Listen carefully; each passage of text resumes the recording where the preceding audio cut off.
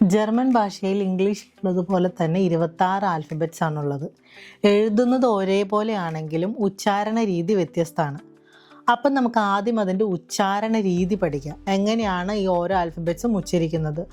German ആൽഫബറ്റ്സിൻ്റെ അല്ലെങ്കിൽ ഏതൊരു ഭാഷയുടെയും അതിൻ്റെ അക്ഷരമാലയുടെ ഉച്ചാരണം നമ്മൾ നിർബന്ധമായിട്ടും പഠിച്ചിരിക്കണം. നമുക്കിത് ഓരോ ആൽഫബറ്റ്സും എങ്ങനെ ഉച്ചരിക്കുന്നത് നോക്കാം.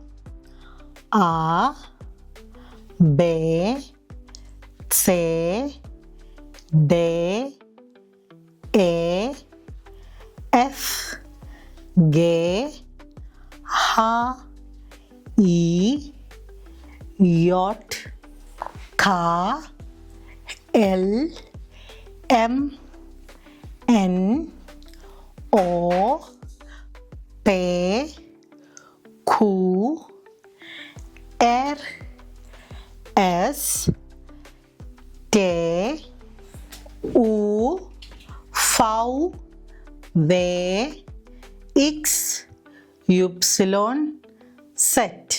നമ്മളിപ്പോൾ ഉച്ചാരണം പഠിച്ചില്ലേ, ഈ ആൽഫബറ്റ്സ് ഒന്നും കൂടെ നമുക്ക് വിലയിരുത്താം. ഇതിൻ്റെ ഉച്ചാരണ വ്യത്യാസങ്ങൾ നമ്മൾ കണ്ടു. ഇവിടെ ശ്രദ്ധിക്കേണ്ട കുറച്ച് ആൽഫബറ്റ്സിൻ്റെ ഉച്ചാരണം നമുക്ക് നോക്കാം.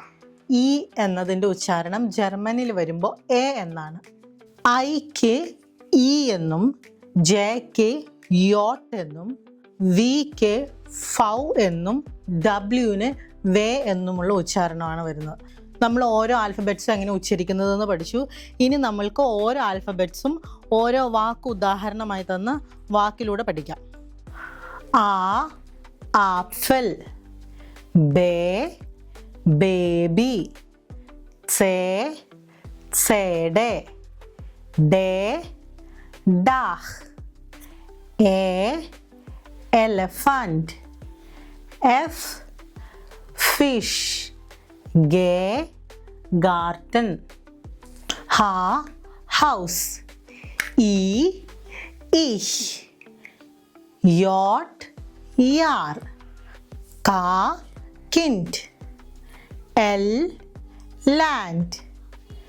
M, man. N, നാമ. ഓ, ഓട്സ്. പേ, പാപ്പ. ഖു, ക്വെല്ലെ. എർ, റോഡ്. എസ്, സൊണ്ണ. ടേ, ടേ. ഉ, ഉവർ. ഫൗ, ഫിയർ. വേ, വേഗ്.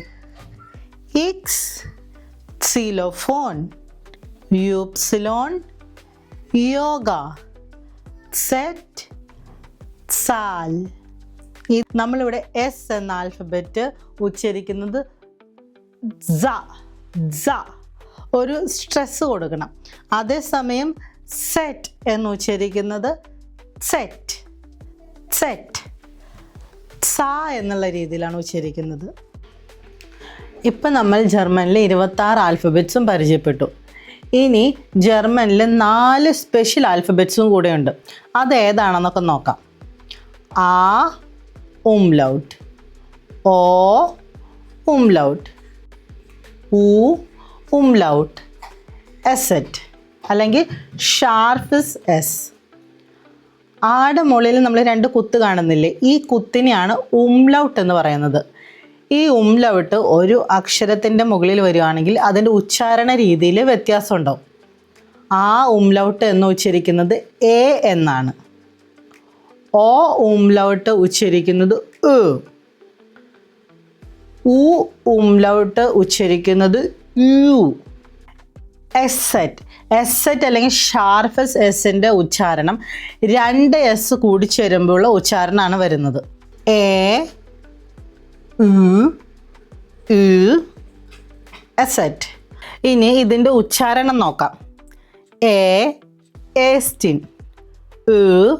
എക്കോളജി. യൂബും. എസെറ്റ്, സ്യൂസ്, ഹൈസൻ. എസെറ്റ് വരുന്നത് എപ്പോഴും ഒരു ലോങ് വവലിൻ്റെ അല്ലെങ്കിൽ ഒരു ഡിഫ്തോങ്ങിന് ശേഷമായിരിക്കും. എസെറ്റ് വെച്ചിട്ട് ഒരു വാക്കും തുടങ്ങുന്നില്ല, അതിനെ എപ്പോഴും ഒരു ഡബിൾ എസ് റീപ്ലേസ് ചെയ്യാനായിട്ടാണ് ഈ ഷാർപ്പ് എസ് വരുന്നത്.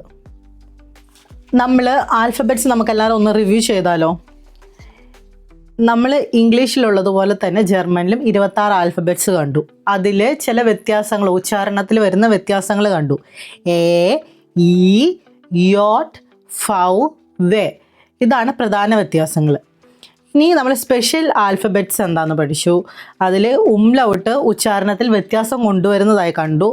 എസെറ്റ് വെച്ചിട്ട് ഒരു വാക്കും ജർമ്മനിൽ തുടങ്ങുന്നില്ല, അത് എപ്പോഴും വരുന്നത് ഡബിൾ എസിൻ്റെ സൗണ്ട് ഉപയോഗിക്കാനാണ്. ഇത് വരുന്നത് എപ്പോഴും ഒരു ലോങ് വവലിന് ശേഷമോ അല്ലെങ്കിൽ ഒരു ഡിഫ്തോങ്ങിന് ശേഷമോ ആയിരിക്കും. എല്ലാവരും വ്യത്യാസം മനസ്സിലാക്കി പഠിക്കുക. നെക്സ്റ്റ് ക്ലാസ്സിൽ വീണ്ടും കാണാം.